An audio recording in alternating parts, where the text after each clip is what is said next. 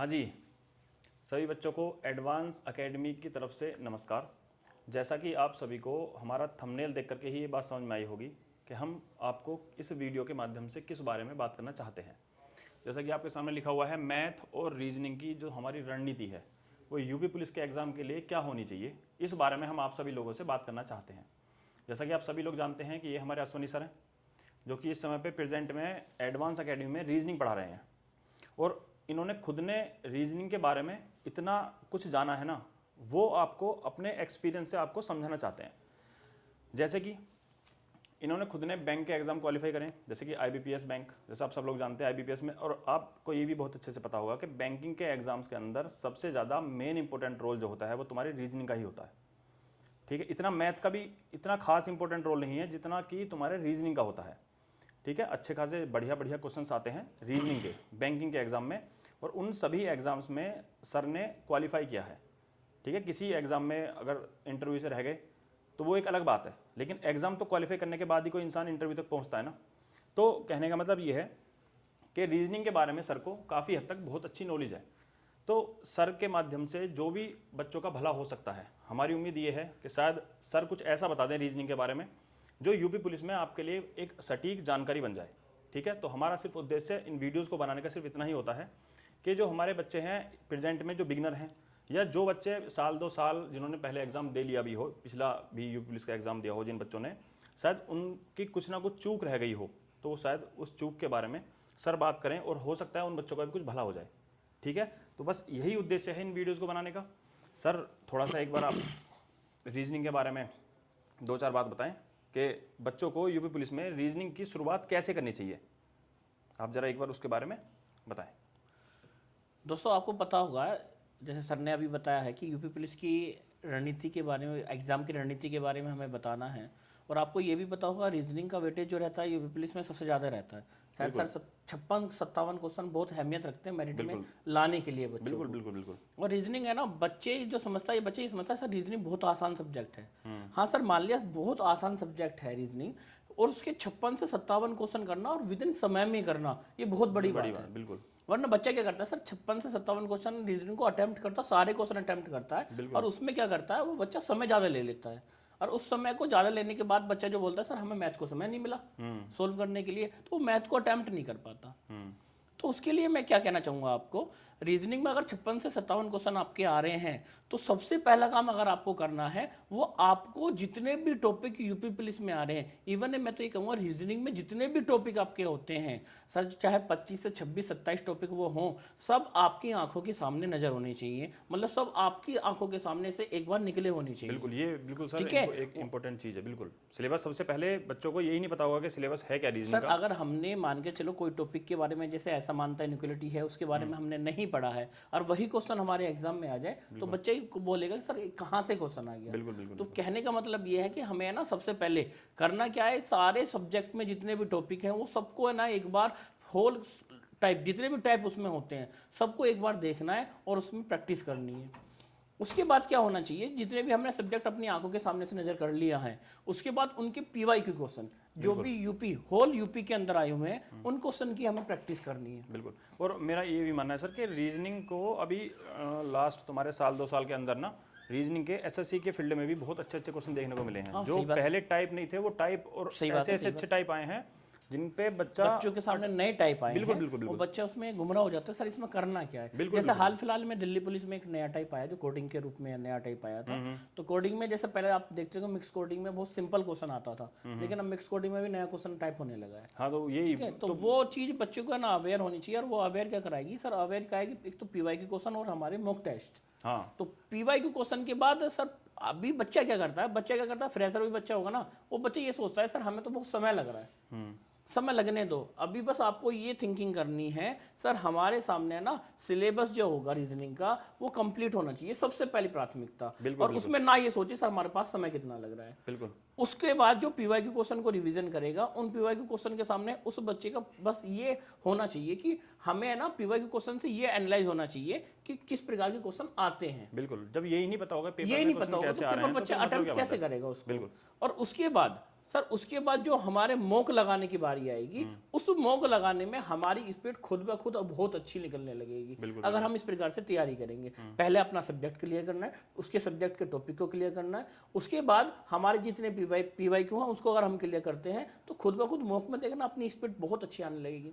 आप मॉक 1-2 देंगे, 3-4 देंगे, सर स्पीड को आप खुद ब खुद सुधारेंगे भी। बिल्कुल ना बिल्कुल और सर होता क्या है, जैसे लास्ट ईयर हमने देखा था यूपी पुलिस के एग्जाम में, है ना, तो लास्ट ईयर क्या हुआ था सर, लगभग मान के चलो रीजनिंग में जैसे डिसीजन मेकिंग का पार्ट होता है, बच्चा उसमें उलझ जाता है, जैसे नंबर सीरीज का पार्ट होता है, कुछ जैसे हमारा सेटिंग अरेंजमेंट होता है, तो बच्चा क्या करता है, अगर उसका क्वेश्चन सोल्व नहीं हो रहा है ना, बच्चा उसमें लगा रहता है, नहीं रीजनिंग है यार, होनी चाहिए रीजनिंग में, मुझे नहीं क्वेश्चन हो रहा है, आप उस क्वेश्चन को छोड़ के आगे स्किप करो, उस क्वेश्चन को स्किप करो, आगे बढ़ो, आगे हो सकता है उससे आसान क्वेश्चन आपके लिए हल्का रखा हो, आप उसको छोड़ देते हो फिर। बिल्कुल बिल्कुल तो बिल्कुल। एक क्वेश्चन पे आपको अटक के नहीं रहना है। हाँ नहीं, बात ये भी होती है ना कि भाई मान के चलो आपको पेपर के अंदर 150 क्वेश्चन थोड़ी ना करने हैं, सही बात है।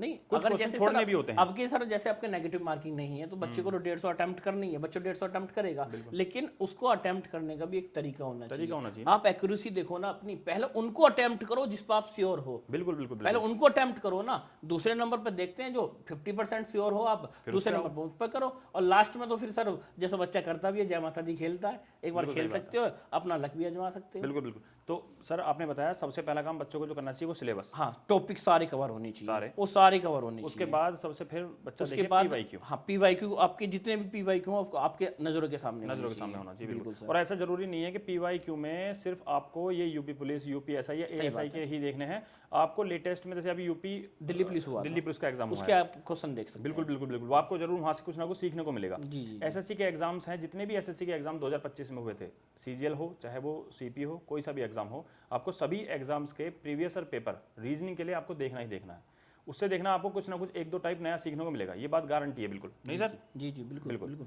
तो उसके बाद पीवाईक्यू हो गया, उसके बाद फिर बच्चों को क्या करना चाहिए सर? पीवाईक्यू के बाद अब बच्चे की बारी आती है मॉक लगाने की। बिल्कुल। और सर आपने जैसे देखा होगा ना, मॉक बच्चा क्या करता है आज के समय में, जैसे मैं भी देखता हूँ, बच्चा ज़्यादा ऑनलाइन को मॉक लगाता है। मैं मना नहीं कर रहा कि बच्चों को ऑनलाइन मॉक नहीं लगाने, सही बात है। लेकिन हमारा एग्जाम चाहे यूपी आने वाला 14-15 तारीख में एग्जाम हमारा यूपीएसआई का यूपीएसआई है, का हो चाहे और आने वाला जून में एग्जाम यूपी कांस्टेबल का, दोनों हमारे कंडक्ट होंगे ऑफलाइन, बिल्कुल लेकिन बच्चे को प्रैक्टिस क्या ऑनलाइन की प्रैक्टिस ऑनलाइन हो की रही प्रैक्टिस होती है, है। तो बच्चा वहां जाके क्या करता है सर, एक तो फिल करने के लिए जो गोले सर्कल फिलअप करने होते हैं ना, बच्चा उसमें उलझ जाता है। एक और कमाल की बात मैं आपको बताता हूँ सर कि उसमें गलती पता है बच्चा क्या करेगा, कहेगा सारे पहले मैं टिक लगा दूं बुकलेट पे, लास्ट में करता है 5 ये मिनट मेन में गलती सारे गोले रहती भर है। दूंगा, फिर जल्दबाजी में रहेगा कि इस क्वेश्चन का मैंने ये वाला गोला भर दिया था गलती से, और 4 से 5 क्वेश्चन तो बच्चा इसी चक्कर में गलत करता है गलती कि कर लास्ट देता में है। गोले ही सही नहीं भर पाया। बिल्कुल सही बात, और सर ये बिल्कुल बढ़िया बात आपने की है। और लास्ट में अगर बच्चा सोच के रहता है ना कि मुझे लास्ट में करना है, और एक भी क्वेश्चन का सीक्वेंस बिगड़ गया तो वो पूरी सीरीज गलत हो सीरीज जाती खराब हो है। जाती है। और एक बार आप सर्कल, आपको पता होगा, एक बार सर्कल अलग फिल हो गया ना, उसको आप चेंज नहीं कर सकते, बिल्कुल। वो गलत है फिर।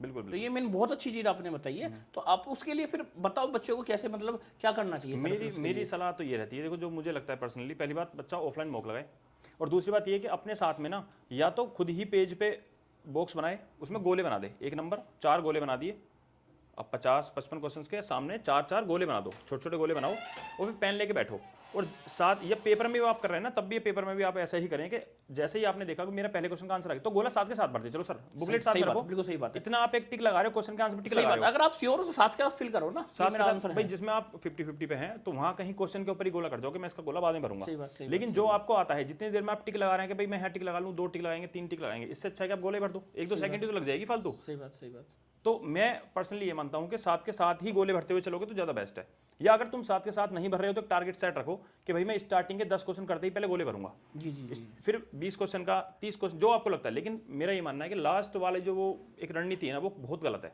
कि मैं लास्ट में गोले जाके भरूंगा। जी जी, वहाँ एक बार आप मान के चलो आपने बहुत अच्छा क्वेश्चन अटेम्प्ट करा और आपके गोले ही गलत भर गए तो ये बात सर ने बहुत अच्छी बोली है, और सर ने बोली भी क्यों है इसका कारण मैं बता देता हूँ।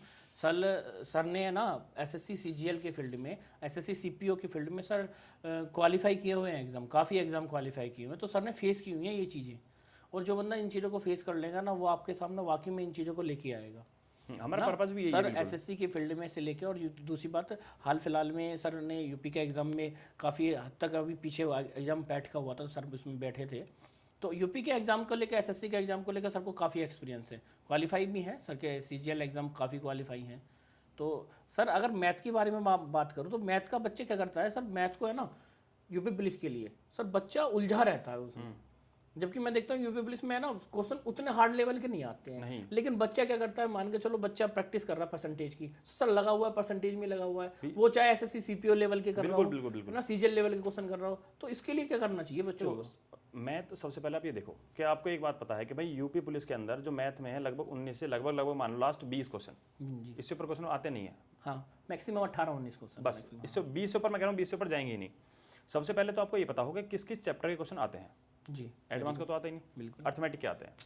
फिर उसके बाद आप ये देखो, सबसे पहले आप प्रीवियस ईयर पेपर एक उठाओ, उसमें ये देखो कि मान के चलो परसेंटेज इतना तो देख के बच्चा तैयारी करते समय इतना तो समझ ही जाता है कि भाई क्वेश्चन पढ़ा, और क्वेश्चन पढ़ने के बाद ये पता लगा सकता है कि ये क्वेश्चन परसेंटेज का है या लाभ हानि का, वो क्वेश्चन में लिखा भी होता है। जी जी तो ये देखो कि हर पेपर में से क्वेश्चन किस चैप्टर में से ज़्यादा आते हैं। सबसे पहला काम तो आपको ये पता होना चाहिए। दूसरी बात, देख करके ये बात समझो कि क्वेश्चन का लेवल क्या रहता है।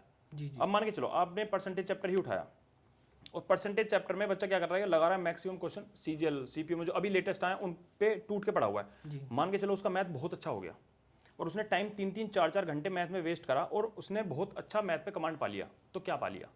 आप खुद सोचो, 20 क्वेश्चन ही तो आएंगे। सही बात है। इससे अच्छा तो वो रीजनिंग पे ज़्यादा मेहनत कर लेता तो ज़्यादा अच्छा था। नहीं, तो करना ये है कि आप कोई भी चैप्टर पढ़ें, वो चैप्टर पढ़ते समय पहली बात ये दिमाग में बिल्कुल सेट होना चाहिए कि मुझे इसके टाइप कितने हैं। दूसरी बात, बहुत हार्ड क्वेश्चन नहीं करने हैं, क्वेश्चन लिमिटेड। सर औकात कितनी है यूपी पुलिस के एग्जाम की? मैथ को अगर हम स्ट्रेटेजी लेके देखें तो कितनी ही औकात है, मुझे बताओ। 20 क्वेश्चन कुछ भी नहीं आते। लेकिन सर बच्चों को ये नहीं पता होता, बच्चा ना मैथ के लिए एक हवा बना लेता हाँ, है। पता नहीं ऐसा समझता है कि सर मैथ मैथ मैथ बस बिल्कुल बिल्कुल। यही उसके दिमाग में रह पाता है। और फिर मैं बताता हूँ, देखो बच्चा गलती क्या करता है, परसेंटेज चैप्टर पढ़ लिया, उसके आपने 100 150 200 क्वेश्चन लगा लिए, उसमें आपने मान के चलो आपने 14 से 15 टाइप सोल्व कर दिया। उसके बाद आप आगे प्रॉफिट एंड लॉस चैप्टर पे, उसके बाद आगे आप तुम्हारा अर्थमेटिक कोई भी चैप्टर उठाओ, एससीएफ एलसीएम उठा लो, चाहे ऐसे एसआई सीआई कोई भी चैप्टर हो, तो अब परसेंटेज चैप्टर, अब ये सब करने में तुम्हें 3 से 4 महीने लग गए। परसेंटेज चैप्टर पे बच्चा वापस जाएगा, क्या तुम्हें लग रहा है कि परसेंटेज का अब उसे कुछ भी याद है? उसके लिए फिर परसेंटेज एकदम नया हो गया। तो मैं अपने लिए पर्सनली जो बात बोलता हूँ, मुझे लगता है कि मैथ जो पढ़ने का तरीका है सही, जो मुझे पर्सनली लगता है वो ये है, आपने परसेंटेज चैप्टर पढ़ा जी ठीक, परसेंटेज आपने प्रॉपर एक बार पढ़ा, सही से पढ़ा, चाहे वो कहीं से भी पढ़ा हो, ठीक है। उसके बाद आपने क्या करना है कि परसेंटेज चैप्टर में ये देखो कि आप किस क्वेश्चन में रिवीजन करते समय आप किस क्वेश्चन में अटक रहे हो, और पेपर में और ज़्यादा हार्ड क्वेश्चन नहीं पकड़ने हैं, नॉर्मल हर एक टाइप तुम्हारा क्लियर होना चाहिए। बस 2 या 3 पेज पर ही तुम्हारा क्या होना चाहिए, 2-3 पेज पर तुम्हारा क्या आ जाना चाहिए, पूरा परसेंटेज की शॉर्ट ट्रिक पेज पे आ गई। पेज पे आ जाना चाहिए। आपने लिखा होगा, आपने नोट्स बनाए होंगे, वो अच्छे से बहुत अलग हो सकता है, हमारे 15-16-20 पेज भरे होंगे आपके, लेकिन सिर्फ आपको 2-3 पेज में पूरा परसेंटेज का एक एक क्वेश्चन जो आपको लगता है कि ये इंपॉर्टेंट टाइप है और ये रिपीटेड है पेपर में बार बार, जैसे मान के चलो परसेंटेज की बात कर रहा हूँ, तो एक होता है हमारा प्राइस, कंजम्पशन और एक्सपेंडिचर, मतलब मूल्य, खपत और खर्च वाला जो टाइप आता है, वहाँ से क्वेश्चन बनता ही बनता है हर बार। आप चाहे एसएससी का क्वेश्चन उठा लो, चाहे किसी कांस्टेबल लेवल क्वेश्चन उठा लो, तो ऐसा एक टाइप उठाया, उस टाइप का सिर्फ एक क्वेश्चन आपने क्या करा, उस पतली कॉपी में लिख दिया साइड में, उसका सॉल्यूशन प्रॉपर तरीके से दे दिया, तो 2-3 पेज पर आपने पूरा परसेंटेज चैप्टर बाहर निकाल दिया, ठीक। उसके बाद आप आगे प्रॉफिट एंड लॉस चैप्टर पे, लेकिन आपने परसेंटेज का रिवीजन करना नहीं छोड़ना है। रिवीजन किसका करना है? पतली जो 2 पेज है वो आपने 2-3 पेज में जो बनाई है उस पतली के रूप में कॉपी बिल्कुल बनाई हुई है। तो आपको 2-3 पेज का रिवीजन करते रहना है। पढ़ो आप प्रॉफिट एंड लॉस, लेकिन रिवीजन आपका परसेंटेज का भी होता रहना चाहिए, वो 2 पेज का। सही बात है। वो 10 से 5 मिनट में आपका हो जाएगा, लास्ट 20 मिनट बस आप देख भी लेना उसे, तो आप परसेंटेज अपने दिमाग में जिंदा रखेंगे। चैप्टर पढ़ते रहो 2-2.5 घंटे या 1 घंटा जो भी आप पढ़ते हैं, पढ़ो प्रॉफिट एंड लॉस, लेकिन रिवीजन परसेंटेज का भी साथ साथ होना जरूरी है। उसके बाद आप आगे मान के चलो रेशो एंड प्रपोर्शन चैप्टर पे, आपने सेम यही काम करा प्रॉफिट एंड लॉस के साथ। प्रॉफिट लॉस के सारे फॉर्मूले, प्रॉफिट लॉस के इंपॉर्टेंट टाइप जितने भी हैं वो सब आपने उठाए और 2-3 पेज पे आपने पूरा प्रॉफिट एंड लॉस निकाल के बाहर रख दिया। परसेंटेज आपने तैयार करा, साथ साथ प्रॉफिट एंड लॉस आपका कंप्लीट हो गया। उसके बाद आप रेशियो एंड प्रपोर्शन चैप्टर पढ़ रहे हैं, तो रेशियो प्रपोर्शन पढ़ते रहो, लेकिन बस 10 से 15 या 20 मिनट बस आपको इन दोनों चैप्टरों पे हमेशा निगाह मारते रहनी है। जब भी मैथ पढ़ने बैठे तभी आप परसेंटेज, जब भी आप पढ़ने बैठे तो एक दिन ऐसे कर लो, एक दिन परसेंटेज पढ़ूंगा, एक दिन प्रॉफिट लॉस पढ़ूंगा। रिवीजन आपका चलेगा रेशियो प्रपोर्शन का ही। तो सेम आपको रेशियो प्रपोर्शन के भी शॉर्ट नोट्स निकालने हैं, 1 या 2 पेज पे, 3 पेज पे, और उसके बाद फिर आप जो भी नया चैप्टर उठा रहे हैं, लेकिन तीनों जो चैप्टर आपने कराए हैं, परसेंटेज, प्रॉफिट लॉस, रेशियो, उन पे 15-15, 10 मिनट देना है। जिस दिन आपका पूरा सिलेबस कंप्लीट होगा, आपके पास हर एक चैप्टर के तो शॉर्ट नोट्स होंगे। सही बात। और आपको जब भी रिवीजन करना है, उन शॉर्ट नोट्स का रिवीजन करना है। हाँ, आपको पूरी कॉपी ना चेक पूरी करके कॉपी आपके नहीं। पास वो शॉर्ट नोट्स बने हुए हैं, बिल्कुल उनको चेक बिल्कुल। कर सकते तो हैं आप आराम से। शॉर्ट नोट्स पढ़ें। जब आपको लगे मेरा सिलेबस कंप्लीट हो गया, मैंने शॉर्ट नोट्स पढ़ा, हर चैप्टर के बारे में मुझे बेसिक अंडरस्टैंडिंग अच्छे से क्लियर है, क्योंकि मेरे पास वो पतली कॉपी बनी हुई थी। अच्छा अच्छा। आपने कोई भी मॉक लगाया, आपको लगा मैं मॉक में अभी CISA क्वेश्चन ठीक नहीं कर पा रहा हूँ, तब आप जाओ अपने नोट्स के पास। लेकिन अगर आपको लगता है कि मेरा परसेंटेज प्रॉफिट लॉस का क्वेश्चन गलत नहीं है, तो आप नोट्स क्यों पढ़ रहे हैं? और बहुत ज़्यादा किताबों के पीछे नहीं भागना है। कोई भी जो तुम्हें लगता है सूटेबल, मैं नहीं कह रहा हूँ कि तुम सिर्फ हमारी PDF ही पढ़ो, मैं कह रहा हूँ आप किसी की PDF से भी पढ़ो। सिर्फ आप ये देखो, पहली बात तो बहुत मैक्सिमम 200, 250, 300, 400, 500 क्वेश्चन नहीं करने हैं, क्योंकि 500 टाइप नहीं होते हैं। ठीक है, पूरे परसेंटेज के अंदर आप देख लेंगे 14, 15 टाइप इतने ही हैं। इंपॉर्टेंट जो है मैं आपसे बता रहा हूँ 7 या 8 ही टाइप है जो इंपॉर्टेंट है। ठीक है, बाकी होने को तो आप 2 क्वेश्चन भी उठाओ और उसका भी नया टाइप बना लो। टाइप तो अपने हाथ की बात है, तुम कितने भी टाइप बना दो, लेकिन जो इंपॉर्टेंट है वो 7 से 8 टाइप ही है जो इंपॉर्टेंट है। तो आपको हर टाइप का ये क्वेश्चन अपनी पतली कॉपी में निकाल के बाहर रख देना है। तो ये एक आपकी स्ट्रैटेजी होनी चाहिए मैथ को लेकर के। और बहुत ज़्यादा समय मैथ पे नहीं देना है। यूपी पुलिस के एग्जाम के लिए मैं आपसे बता रहा हूँ कि आपको बहुत ज़्यादा टाइम नहीं देना है। आपको सिर्फ और सिर्फ डेली 1.5-2 घंटा मैथ के लिए भी देते रहोगे तो सफिशिएंट है। मतलब कुल मिला के जितना वेटेज है उस हिसाब से आपको समय देना चाहिए। बिल्कुल, ये नहीं होना चाहिए कि आप हर एग्जाम में, हर एग्जाम में। अब आप कहोगे मैं CGL CPO की तैयारी करना चाहता हूँ, तो उसमें आपको मैथ को ज़्यादा टाइम देना पड़ेगा, वहाँ आपका एडवांस मैथ भी आ जाएगा। बिल्कुल ना। तो ये एक थोड़ा सा आपको पता होगा आप किस एग्जाम को दे रहे हैं और किस एग्जाम के लिए आपकी स्ट्रेटेजी है, तो वो आपको पता होना बहुत जरूरी है। क्या हम भी बच्चों की हेल्प कर सकते हैं बिल्कुल सर, इस एग्जाम की तैयारी? इसी के मैं बताता हूँ रिगार्डिंग में, हमने अभी अपना एक टेलीग्राम चैनल है जो बनाया है। अच्छा अच्छा। उस पर हम कर क्या रहे हैं आप ये समझिए। देखिए, ऐसा तो सभी अपने चैनल पर डालते हैं, क्वेश्चन डाल दिया और भूल गए, हमें पता ही नहीं है कि बच्चे ने किस बच्चे ने लगाया, उसका बच्चे तक सोल्यूशन भी नहीं पहुंच पाता है। तो हमने जो चीज़ स्टार्ट करी है उसका एक आप समझिए बात को। हमने अपना टेलीग्राम चैनल बनाया मैथ का, आपका सामने लिखा हुआ है। इस पर मैं डेली 5 क्वेश्चन डालूंगा, और वो ऐसा नहीं होगा कि 5 क्वेश्चन 5 चैप्टर के। इसके बारे में बहुत ज़्यादा सोचा गया। पहली बात तो क्वेश्चंस की जो संख्या वो कम रखेगी। पहली बात, होने को 10 भी हो सकती है, 20 भी हो सकती है। डालना क्वेश्चन बहुत बड़ी बात नहीं सर, बुक भरी पड़ी है, कहीं से क्वेश्चन थोड़ा डाल दो। तो और ये 5 क्वेश्चन ऐसा नहीं होगा कि इसके अंदर 5 चैप्टर कवर करे जाएंगे, क्योंकि मान के चलो मैंने एक क्वेश्चन परसेंटेज का डाला, मैंने एक क्वेश्चन किसी रेशियो प्रपोर्शन का डाल दिया, तो होगा क्या ना, वो बच्चा उसको सही तरीके से ना डाइजेस्ट नहीं कर पाएगा। सही बात। मैंने क्वेश्चन आया, सोल्यूशन कर दिया, बात खत्म होगी। तो मेरा पर्पज ये है कि मैं इन 5 क्वेश्चन के माध्यम से मैं हर एक चैप्टर का एक टाइप उठाऊंगा, उसमें से वो 5 क्वेश्चन एक टाइप के होंगे। पहले मैं वो पूरा टाइप एक्सप्लेन करूंगा कि किस टाइप के क्वेश्चन है, और उसके बाद मैं उनको सॉल्यूशन करूंगा प्रॉपर तरीके से, ताकि आपका इन 5 क्वेश्चन में ही आपका पूरा टाइप कवर हो जाए। तो इससे आपको एटलीस्ट ये जो सेटिस्फेक्शन होगा कि मान के चलो मैंने परसेंटेज के ही आज आपके 5 क्वेश्चन डाले, तो आपने एक टाइप तो कवर करा एटलीस्ट। मान लो मैं 5 चैप्टर के अलग अलग क्वेश्चन डालूं, तो मैं क्वेश्चन सोल्व कर भी दूंगा, आपको समझ में भी ना आए, और मैं एक क्वेश्चन के माध्यम से पूरा टाइप भी एक्सप्लेन नहीं कर सकता सर। तो ये मैंने पर्सनली सोचा है कि एक टाइप हो, 5 क्वेश्चन हो, और वो पूरा का पूरा एक टाइप 5 क्वेश्चन में कवर हो जाए। नहीं ठीक है, बहुत अच्छा सर, हेल्प मिलेगी बच्चों है को। ना, तो ये एक थोड़ा सा मैंने प्लानिंग सोची। नहीं, सर ने अगर ये बात बोल भी दी है तो मैं भी आपसे कह देता हूँ, मैं भी आपकी हेल्प के लिए फिर तत्पर हूँ। अगर सर ने ये बात बोल दी है तो 16 तारीख से मैं भी है ना आपको, अगर मैंने बात की है PY के क्वेश्चन की, तो मैं भी कोशिश करूँगा पहले तो आपके जितने भी रीजनिंग के अंदर जितने भी टॉपिक हैं उनको मैं कवर करा पाऊँ, वो तेज़ी के साथ कवर करा पाऊँ। बिल्कुल। उसके बाद हम तुरंत उसके बाद PYQ की प्रैक्टिस करेंगे, और जैसे मैंने बोला था, जैसे मैं भी आपको जो रणनीति मैंने बताई है रीजनिंग के लिए, मैं उसमें आपकी हेल्प करूंगा। और 16 तारीख से मैं आपको डेली के डेली सर जितने भी टॉपिक हैं रीजनिंग में वो कवर कराऊंगा। बिल्कुल, बच्चों को बिल्कुल, पहले टॉपिक कवर कराएंगे, उसके बाद PYQ क्वेश्चन कवर कराएंगे, उसके बाद सर की प्रैक्टिस जैसे आप बोल रहे हैं इंस्टाग्राम सॉरी हमारे टेलीग्राम पे सर जैसे आप देख रहे होंगे, टेलीग्राम पे आपको डेली क्वेश्चन मिलता रहेगा, उस क्वेश्चन को आप जरूर अटेम्प्ट करें। हाँ, और ऐसा नहीं होगा कि देखो आपको एक टाइप डाल दिया गया और उसका सॉल्यूशन सिर्फ आपको डाल दीजिए, ऐसा नहीं होगा। सुबह के टाइम आपको 9 बजे डेली आपको क्वेश्चंस मिलेंगे आपके टेलीग्राम पे, और शाम के टाइम आपको डेली 8 से 9 बजे के बीच में उन क्वेश्चंस का प्रॉपर सॉल्यूशन मिलेगा। वो पूरा टाइप एक्सप्लेन करा जाएगा, उसके बाद उन 5 क्वेश्चन का प्रॉपर सॉल्यूशन भी आपको सुबह में क्वेश्चन डाल दिए जाएंगे। आप उनको पहले एक बार ट्राई करके देखें, उसके बाद शाम के टाइम उसको आपको 8 से लेकर 9 के बीच में सॉल्यूशन भी वीडियो के रूप में प्रॉपर एक्सप्लेनेशन के साथ आपको दिया जाएगा। अच्छा, ठीक है ना, बहुत अच्छा। तो ये चीज़ है। बाकी आप ये, और एक चीज़ मैं ऐड करता हूँ कि हमने जिन बच्चों का मान के चलो बहुत कुछ बच्चे ऐसे भी होंगे जिनका भी सिलेबस भी पूरा नहीं होगा या कुछ चैप्टर कंप्लीट नहीं होंगे, तो हमने आपको शाम के टाइम लाइव आने के लिए भी चीज़ें स्टार्ट करी हैं। शाम को डेली हमारी टीम जो है लाइव आएगी और अपने अपने सब्जेक्ट के बारे में प्रॉपर तरीके से पहले सिलेबस कंप्लीट करवाया जाएगा। Very good. तो ये तो प्रैक्टिस के तौर पे चीज़ें होगी, और साथ साथ आपके चैप्टर्स भी चलते रहेंगे। और शाम के टाइम हम advance academy by Sanoj sir उसके यूट्यूब चैनल पे डेली शाम के टाइम लाइव आएंगे। ठीक है, और आपको बिल्कुल लाइव आने का एक चीज़ मैं आपको बताता हूँ। लाइव में होता क्या है कि कई बार मान लो हमने कोई क्वेश्चन सोल्व कर दिया और उसका बच्चों को वो एक्सप्लेनेशन समझ में ही नहीं आया, तो वो बात हम तक नहीं पहुंच पाती लाइव के माध्यम से। कई बार क्या होता है कमेंट नहीं पढ़ पाते या, तो उसके लिए हमने एक और समाधान क्या सोचा है। समाधान ये है कि हमारे सामने बच्चे बैठे होंगे, अगर मान लो हमारे सामने 5 से 10 बच्चे बैठे हैं और अगर हमने उनको वो बात अच्छे से एक्सप्लेन कर दी, तो हमें उन बच्चों से थोड़ा सा ये पता लगेगा कि हाँ, इसका मतलब है कि बच्चे जो हमें लाइव देख भी रहे हैं ना, उनको भी ये बात अच्छे से समझ में आ गई होगी। जो हमारे सामने 5 बच्चे बैठे हैं, अगर हम उनको ही सेटिस्फाई नहीं कर पा रहे अभी सोल्यूशन करके, तो जो हमें लाइव देख रहे हैं 20 से 25, 30, 50, 100 बच्चे जो भी देख रहे हैं, तो हम उनको सेटिस्फाई कैसे करेंगे? आप समझ रहे हैं बात को? तो सामने बच्चे बैठे होंगे, जब मुझे दिख जाएगा कि हाँ, इन बच्चों को मेरा सोल्यूशन समझ में आ गया है, तो फिर हम ये उम्मीद करते हैं कि जो हमें बच्चे कैमरे के पीछे से देख रहे हैं, उन्हें भी वो बात समझ में आ गई होगी। ठीक है, तो लाइव आने का भी एक थोड़ा सा नया तरीका सोचा है। ऐसा नहीं कि सिर्फ आए और क्वेश्चन लगाया और सोल्यूशन करा और भग गए आगे। ठीक है, तो कुछ चीज़ें ऐसी होती हैं जो बच्चा हमसे यहाँ पूछ लेगा लाइव में ही, और शायद वो किसी और अन्य जो बच्चा हमसे कैमरे के पीछे बैठा हुआ है, शायद उसको भी वो डाउट था, और वो हमसे बच्चे ने ही पूछ लिया डाउट, और वो डाउट उस बच्चे का भी क्लियर हो गया। ठीक है, तो थोड़ा सा चीज़ें बिल्कुल अलग हटके करी जा रही हैं। ऐसा नहीं कि बस सिर्फ देखा देखा कॉपी करी जा रही है, वो चीज़ नहीं है। ठीक है, तो आपको कुछ अच्छा देने के लिए आए हैं, ऐसा नहीं कि बस सिर्फ हवाबाजी करने के लिए आए हैं। ठीक है दोस्तों, आप मेहनत करो, हम आपके साथ हैं, और बिल्कुल जैसे भी आपको हेल्प की आवश्यकता होगी, एडवांस एकेडमी आपके साथ है। बिल्कुल। ठीक है, तो सभी बच्चों को नमस्कार।